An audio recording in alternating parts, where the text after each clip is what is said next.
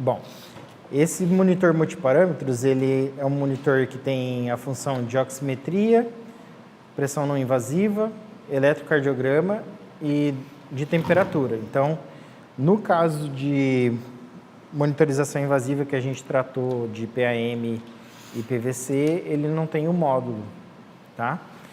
Lembrando que cada monitor, dependendo da marca, ele tem um módulo para determinado tipo de transdutor de pressão. Então, o transdutor de pressão, quando ele for feita a aquisição, ele precisa ser feita a aquisição para aquele determinado aparelho, tá?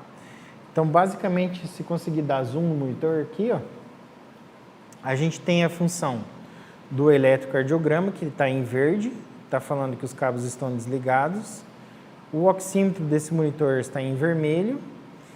Aí eu já consegui habilitar a temperatura, que está 21,9 graus. A gente pediu para deixar o ar em 22 graus, então está basicamente bem próximo do que a gente desejou. O termômetro ele é axilar. Como que você sabe diferenciar aonde que o termômetro vai? Porque tem muitos aparelhos desses aqui que ele tem o termômetro que é nasal e retal também. Então, em vez de ser redondinho, igual ele é redondinho, o redondinho é para axila, região axilar. Daí você coloca embaixo da axila do paciente e ele começa a fazer a leitura da temperatura. Se ele for compridinho, sem ter a bolinha, no caso, se ele for tipo um dedo, ele já é de introdução. Aí ele já faz introdução nasal e introdução retal. É lógico que a gente acaba não introduzindo por questão de higiene e tal, mas se fosse usar, daria para pôr uma camisinha, um plástico, alguma coisa e introduzir para ter temperatura invasiva, no caso, né? Mais próxima da realidade, que é a retal e a nasal. Porém, contudo, entretanto, esse daqui é um termômetro axilar. Então, a temperatura ideal que a gente tem do corpo humano é a partir de 35,5, 35,6, né? Até 36,7, 36,8. Acima disso, aí a gente começa a ter febrícula, hipertemia e tal, né? O oxímetro de dedo, que é o que a gente estava falando, né? Se alguém tiver com frio, vai pegar uma oximetria um pouco menor. Colocou no dedo, já começa a fazer a leitura da captação do pulso e você já começa a ter a curva de oscilação do pulso. Uma característica de boa aferição de oximetria é quando você consegue perceber essa ondulação dicrótica que a gente fala da curva de pulso. Não sei se vocês conseguem ver. Ele tem um ascendente e quando ele vai descer, ele faz tipo um intervalinho no meio. A gente chama isso de nó dicrótico da curva de pressão. É o intervalo da abertura e fechamento da válvula aórtica.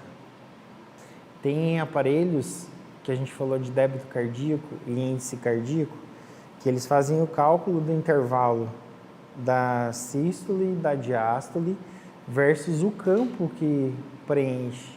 Aí ele consegue te dar um débito cardíaco e um índice cardíaco através da oximetria capilar também. Então tem equipamentos que são capazes de fazer esse tipo de leitura, tá? É bem interessante. Então, ó, lembra da frequência cardíaca? Eu tomei um chimarrão agora. Isso é importante a gente saber também. Tudo que estimula, energético, café, chimarrão, tudo que tem cafeína, ele faz aumentar a frequência cardíaca. Então, mesmo eu estando em repouso, pelo fato de ter tomado o chimarrão, frequência cardíaca de 80, 82. Tecnicamente, se eu não tivesse estimulado, minha frequência estaria 70, 75, 70. Mesmo sem ser atleta, geralmente é em torno disso a minha frequência. Então, para vocês saberem que também isso importa. E outra coisa, por exemplo, paciente para aferição de pressão, né?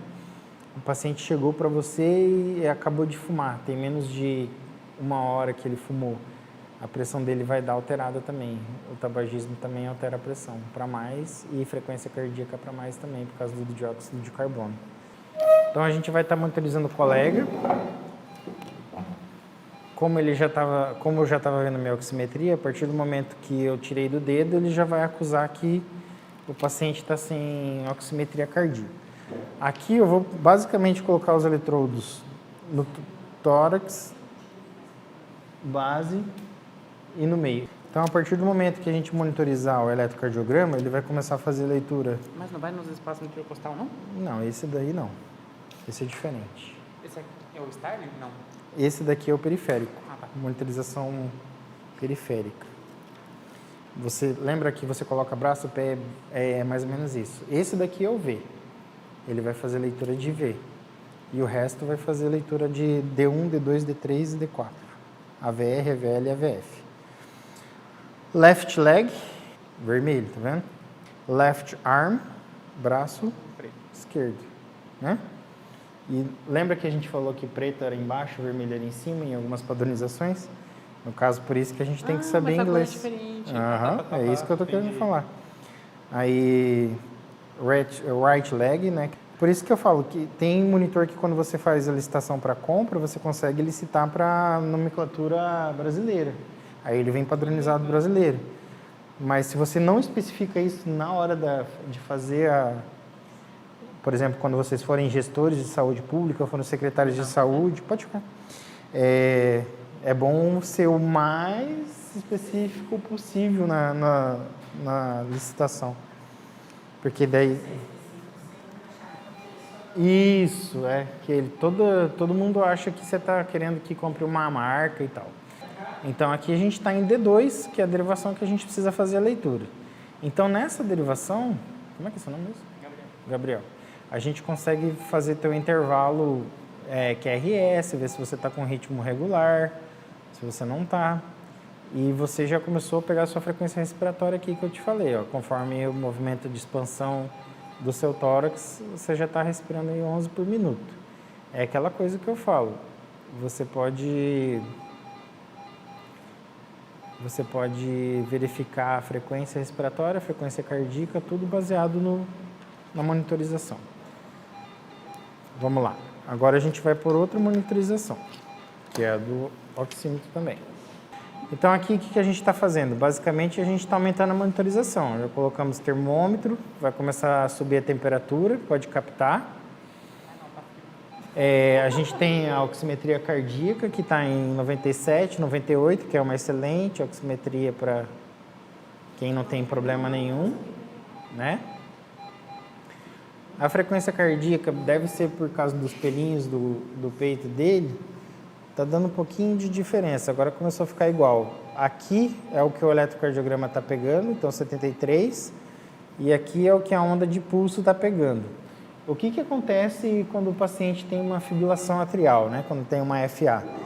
Geralmente você tem um ritmo maior aqui em cima, você vai ter 103, 104, e na oximetria de pulso você vai ter uma frequência menor, tipo 80, 90, porque na fibrilação atrial você tem aquele batimento em falso, né? Você bate, daí não bate, bate, não bate.